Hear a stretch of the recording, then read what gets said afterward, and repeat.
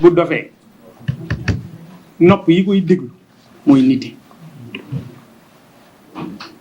Bougane Gueye pion Macky Sall la dafa àndul sax ñi koy wax sax gëmuñu ko mais malheureusement Sénégal léegi nit day fen ba gëm ay fenam. Et je crois qu'il faut être méchant pour le dire. Moi, je suis un gentleman. Je suis un gentleman. dama ko waxaat gor pire Gueye mam góor mu yéeli Gueye aram ma ca ñoom rek soo dama ci 7e baay. Ah oui, gor pire. booy wër gor boo yegsee ci man mun ngaa dëpp parce que su ma la waxee suba laa lay kil bu boo nga préparé. Il faut que nit ñi bàyyi soxor. ñiy wax Bougane pion Macky la mais jox ma yow ci sa bopp ban acte la posé bu tax nit mën a wax loolu.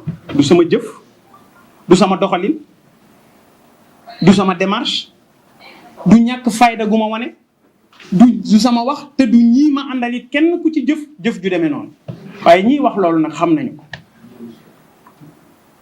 sa noon bu lay sëlëm doo set.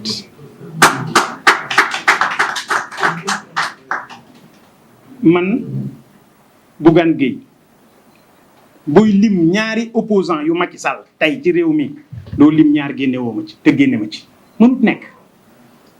lépp lu ma war a def maa ngi koy def, lépp lu ma war a taxawee maa ngi koy taxawee. tey ñoom opposition bi yëpp laa wax nag boo leen boolee ñoom ñëpp ñi ci opposition bi yëpp ku ci nekk liñ ko teg ci fitna ak li mu ñàkk ci xaalis man li ma ñàkk moo ko ëpp. et puis nag nañu waxante dëgg. bu ñu waxantee dëgg suñu borom sax dafay wax ne maa ngi wax ak borom xel yi ulil albaab, borom xel yi laay waxal. man Bougane féete woon ak Macky Sall moo gën a yomb ci man. dinaa taxaw heure bi di wax ak yéen fii. Moi je suis propriétaire d'un groupe de presse depuis 2008. Est-ce que da ngeen ma mës a dégg? kañ ngeen ma commencé dégg? 2018 lañ ma commencé dégg. 2019 ba fi may wax ak yow nii amatuma compte bancaire sama compte yëpp tëj nañ ko mësuma koo wax. waaye kon man ñàkk naa fayda. man dinaa ñàkk fayda ànd ak nit muy tëj samay compte. dinaa ànd ak nit ñàkk fayda muy tëj suma télé. yéen médias yi wax leen ma ban média moo ci gën a virulent des médias. wax leen ma ko, vous êtes des journalistes. man dinaa yor suma groupe de presse di jàppale nit ba pare ñu ko fay saaga waaye ñàkk yow ma fayda noonu nag yéen tamit nag. te yéen ñii yéen a ma gën a xam yéen journalistes yi. am naa fulla ak fayda joo xam ne bu ma jógoon di jàppale nit dama koy jàppale ku nekk teg ci bëtam. mais dama leen wax encore une fois lenn dong moo ma yitteel. Sénégal moo ma yitteel. man Bougane xeexuma pour suma njaboot. man Bougane xeexuma pour sumay soxna. man Bougane xeexuma pour kenn ku may yéen seen njaboot yii. li ma bëgg mooy Sénégal nit ku nekk bu xiifee lekk bu feebaree faju ñaqam mën koo jariñ. li ñu indi ci Sénégal mooy xaalis doo ko lijjantiwul.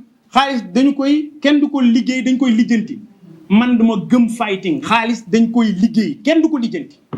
te ba ñu indee lijjanti xaalis ci Sénégal ba léegi la Sénégal toskare. nit day liggéey di torox. nit di ñaq di walaakaana.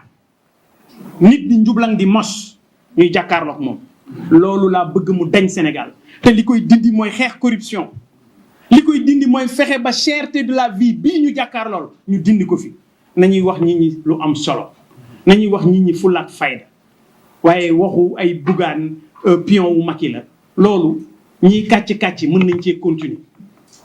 bu fekkee ne dañoo yaakaar ne man maa mun a tax ñoom ñi ñuy waxal wala ñi leen tax a jóg mun naa fànq seen wërsëg wala seen muur man doxew ma noonu.